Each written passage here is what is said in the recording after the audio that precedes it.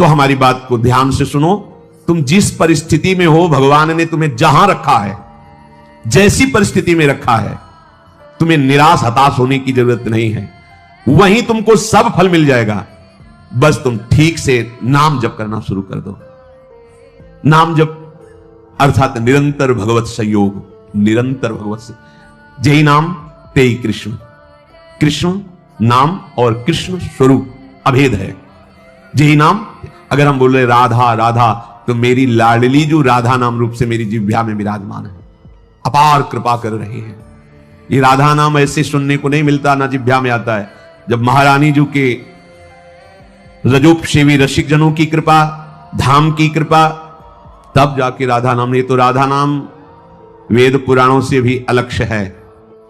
ये अन्यत्र आपको कहीं नहीं सुनने को मिले। यहीं से बाहर हटिए, मथुरा जाइए तो जय श्री कृष्ण मिलेगा, जय श्री कृष्ण।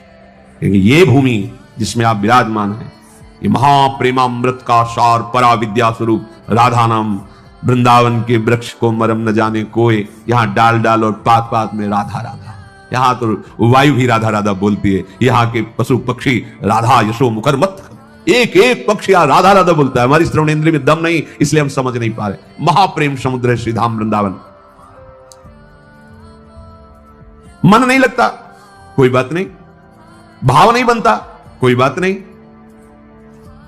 आप केवल जिभ्याग्रे, जिभ्या के अग्र भाग में उच्चारण कीजिए, राधा राधा राधा। जिभ्याग्रे नहीं मन से अग्रे। मन लगे ना लगे, जीभ से बोलो, तुम्हारा काम हो जाएगा। नाम से जगन्नियंता सर्वेश्वर भगवान खिंचते हुए हमारे पास आ जाएंगे। पतंगो यथा त्वा मन भ्राम्यमाणः। प्रभु हैं पतंग, नाम है डोरी, खींचते जाओ, राधा राधा राधा, नजदीक आते चले जाएंगे। पतंग को पकड़ना चाहो, डोरी छोड़ दो, कभी नहीं पकड़ पाओगे। नाम छोड़ दो, भजन छोड़ दो और साधन करो, हरि नहीं अधीन होने वाले। डोरी है, नाम रूपी डोरी को निरंतर खींचते, राधा राधा राधा। पतंगो यथा त्वा मन भ्राम्यमाणः।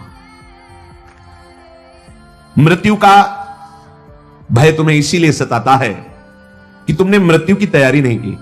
जैसे किसी गृहस्थ के यहां अचानक 20 आदमी आ जाए, वो घबरा जाएगा कि हमने कोई तैयारी नहीं की है, कैसे एकदम 20 आदमी एकदम। और जब बारात आती है तो 500 1000 आदमी आते हैं, मुस्कुरा के स्वागत करता है। क्यों? पहले से तिथि तारीख निश्चित थी, तैयारी फिट थी। 500 की जगह अगर 100 और बढ़ जाते हैं तो कढ़ाई चढ़ी हुई, कोई परेशानी नहीं। हमें जहां जाना है वहां का हमें परिचय प्राप्त हो चुका है, हमारा निश्चय हो चुका है, तैयारी है पूरी, अभी जाना अभी चल, कोई परेशानी नहीं। लेकिन आपने तैयारी तो रहने की है, जाने की तो की नहीं। यहां पूरे विश्व में जितने भी हैं, कोई बिरले हैं जो जाने की तैयारी में लगे, नहीं सब रहने की तैयारी में लगे। नहीं, आप ये पेंट थोड़ा गंदा हो गया, नया पुतवा दीजिए, ये हो ये बनवा दीजिए, वो कर दीजिए, सब रहने की तैयारी में। आखिरी तक दांत खराब हो गए, नए लगा दीजिए। आंख खराब हो गई है, ऑपरेशन करके चश्मा लगवा दी। कान खराब, मशीन लगा दी, मशीन। हाँ, वो दिल ब्लॉक हो रहा है तो नली डाल के वो कर दीजिए। रहने की तैयारी। अब जब जाने की बात आती है तो होश उड़ जाते हैं। हमने जाने की तो तैयारी नहीं की थी। मृत्यु से भय क्यों लगता है? क्योंकि तुमने जाने की तैयारी नहीं की, और जाना पक्का है। जैसे सरकारी आदमी होता है ना, उसको बंगला गाड़ी मिलती है, प्रयोग करता है, उसकी आसक्ति नहीं होती, क्योंकि कब सरकारी आदेश आ जाए कि इस प्रांत से उस प्रांत में जाना, वहां बंगला गाड़ी मिलेगा। वो सरकारी है, प्रयोग कर रहा है, लेकिन उसकी आसक्ति नहीं। जैसे कोई कहे ना कि ये खिड़की का कोना टूटा हुआ है, क्या है, कभी भी आदेश आ सकता है कि आपको अमुक जगह जाना है, वहां नया बंगला गाड़ी मिलेगी, ये तो सरकारी वो ठीक कर रहा है, हमें तो केवल सरकारी काम। बिल्कुल ऐसे ही ये सरकारी गाड़ी मिली है सरकारी काम करने के लिए। भगवत प्राप्ति साधन धाम मोक्ष कर द्वारा, पाई न जे परलोक संभारा, सो परत्र दुख पावई, सिर धुनि धुनि पछताए, काले कर्मई ईश्वरे मिथ्या दोष लगाए। अब जब बुलावा आया, डॉक्टर ने कहा कि बस 1 साल के हो तुम, बस ये कैंसर ले जाएगा वो, मतलब बचने की संभावना। क्योंकि तैयारी जाने की नहीं की थी ना, रहने की तैयारी की थी। अब कहां जाएंगे? जितना हमने प्रेम फैलाया वो तो यही है, जितना हमने कमाया वो सब यही है, जिसके लिए कमाया वो सब यही। अब हम कहां जाएंगे? हमारा मित्र कौन होगा? हमें प्यार कौन करेगा? हमारे पास है क्या? गया। मन पछितई है अवसर बीते, दुर्लभ देह पाए हरिपद भजु, करम वचन अरु जीते, मन पछितई है अवसर बीते। ये सुत बनिता आदि जान स्वार्थ रत, ना करुणे सभी ते, अंत ही तो ही तजेंगे पामर, तू न तजय वहीं ते। ये सब तुझे छोड़ देंगे, तैयारी कर। गुरु कृपा से हम अपने हृदय की बात कहें, प्रतिपल तैयार है। क्यों? जैसे कभी स्मरण भी आया, कष्ट होता, जैसे कल था लैलेश हो रहा, बीच में एकदम प्रसन्नता होती है, श्री जी के पास जाना है। कहां जाना है? श्री जी के पास जाना है। मृत्यु हमारे लिए मृत्यु थोड़ी है, श्री जी के पास जाने का पास है ये। अब फाइनल, अभी तक तो भाव से रहा, अब फाइनल, खत्म, संसार चक्र खत्म, अब तो अपनी लाडली के पास जाना है बस। कितना आनंद! जैसे आपका कोई प्रिय है, वर्षों से आप उससे मिलना चाहते हैं और गाड़ी आ गई, बुलावा गया, चलिए आप, तो आपको कैसा लगेगा? ये थोड़ी लगेगा कि भय लगे, नहीं, एक उमगन आएगी, आप तो तुरंत तैयार हो जाएंगे चलने के। हाँ, हम तो वर्षों से इंतजार कर रहे हैं बस। ये जो मृत्यु तुम्हें भय प्रदान कर रही, तुमने तैयारी नहीं की। मृत्यु अमंगल में नहीं है, परम मंगल है। मृत्यु शोक नहीं है, महोत्सव है। बस यही समझ नहीं पा रहे। क्यों? भगवान ने मृत्यु को अपना स्वरूप कहा है, मैं सर्व कुछ हरण करने वालों में मृत्यु हूं, मेरे प्रीतम है मृत्यु, और कोई नहीं है, श्री कृष्ण है। आलिंगन करो अपने प्यारे श्री कृष्ण का और निरंतर दिव्य लीला में पहुंच चलो। पर यह बात की कोई तैयारी नहीं कर रहा। सब जीने की तैयारी हो, यही रहने की, किसी को नहीं रहने दिया जाएगा। ये सरकारी बंगला है, यहां ट्रांसफर होते रहते हैं, पुराने गए नए आए, पुराने गए नए आए, आप खुद देख रहे हैं कौन रहा। लेकिन अपने लोगों की बुद्धि इस बात में तैयार नहीं हो रही कि मुझे जाना है। अंदर से देखो, अंदर की बात कह रहे, बाहर से तो अभी आप हाथ उठाओ, कितने जाना चाहते हैं? क्या जाना? जब डॉक्टर कहेगा कि जाने की बात आ गई, तुम्हारी किडनी फेल, तुम्हारा दिल फेल, तुम्हारी इतना बड़ा मुंह बगल जा, अब क्या होगा?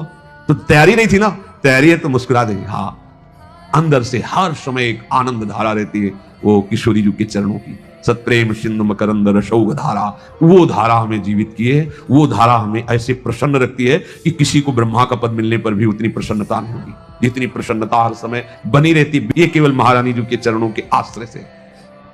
पूज्य बाबा कह रहे हैं कि आप कल्पना नहीं कर सकते कि आप कितना सुखी हो जाएंगे। वही बात देखो, बात तभी समझ में आती है जब स्थिति परिस्थिति में वो बात रहे।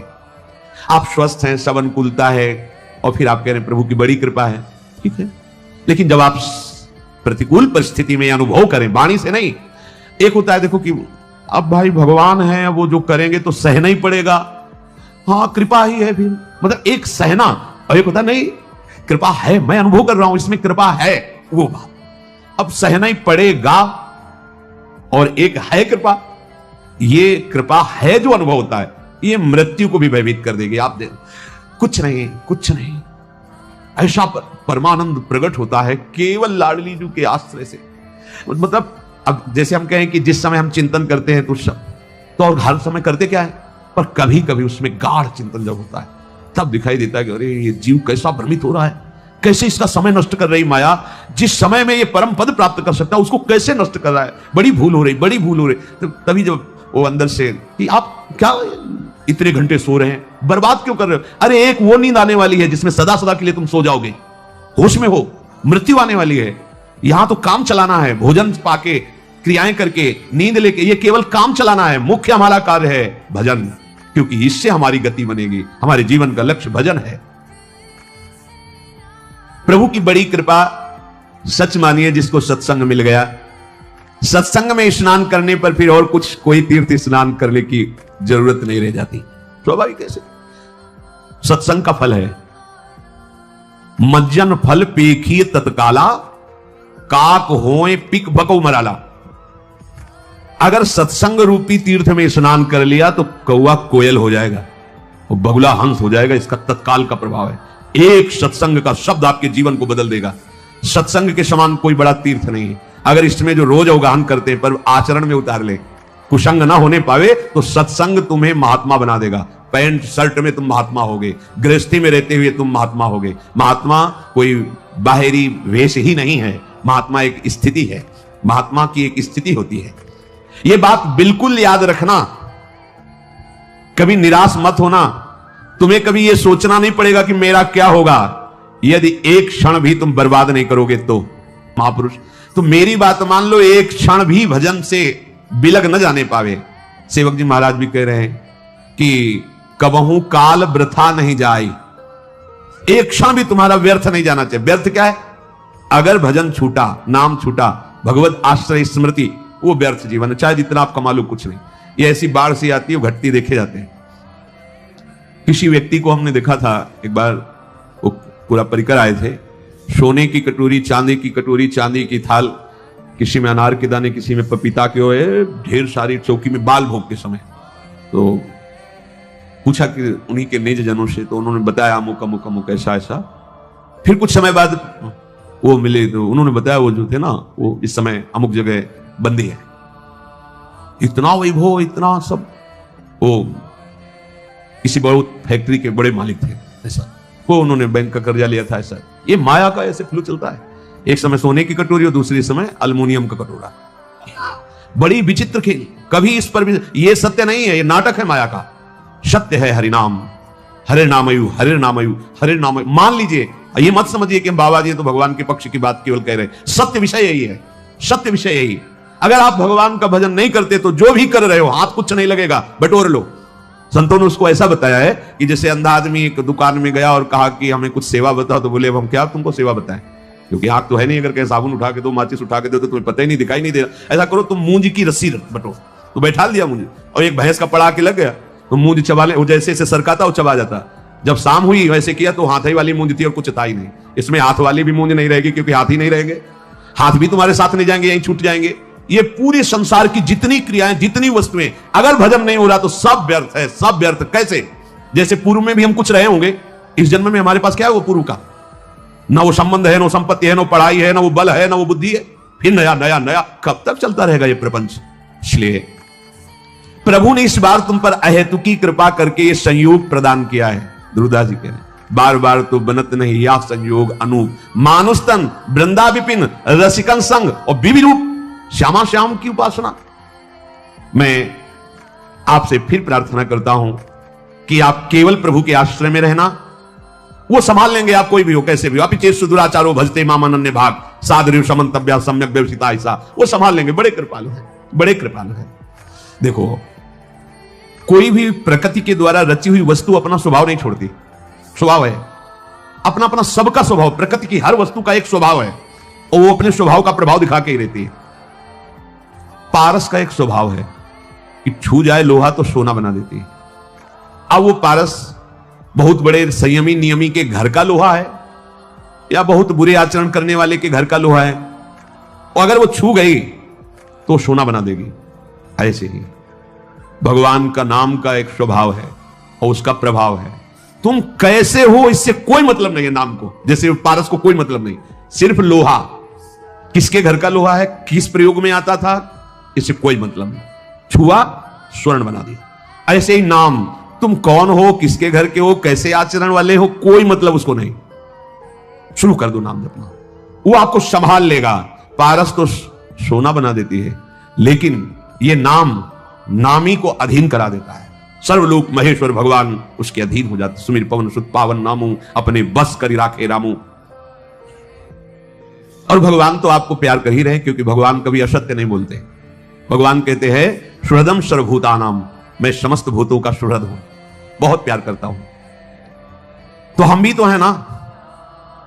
तो यदि हम भजन करके प्रभु को अपना जीवन समर्पित कर दें तो हमारी जितनी मांगे हो सब अपने आप पूर्ण हो जाएंगी। केवल भजन करने वालों को ही अनुभव होता है कि भगवान हमें प्यार करते हैं।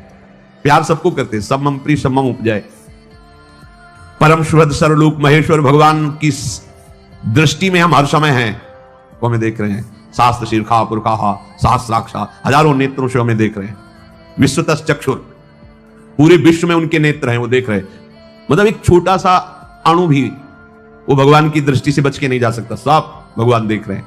कितने सुख की बात है कि हमें भगवान देख रहे हैं। अवश्य आप ऐसा दृढ़ विश्वास करें तो आपको कभी प्रतिकूलता का मुख नहीं देखना पड़ेगा। आपको भगवान देख रहे हैं तो बोले कभी प्रतिकूलता का मुख नहीं देखना पड़ेगा। क्यों? क्योंकि जब आप ये देखोगे कि श्री भगवान देख रहे हैं तो आप पाप आचरण नहीं करोगे। सच्चा उपासक वही है जो हर समय देखता रहता है कि भगवान देख रहे हैं।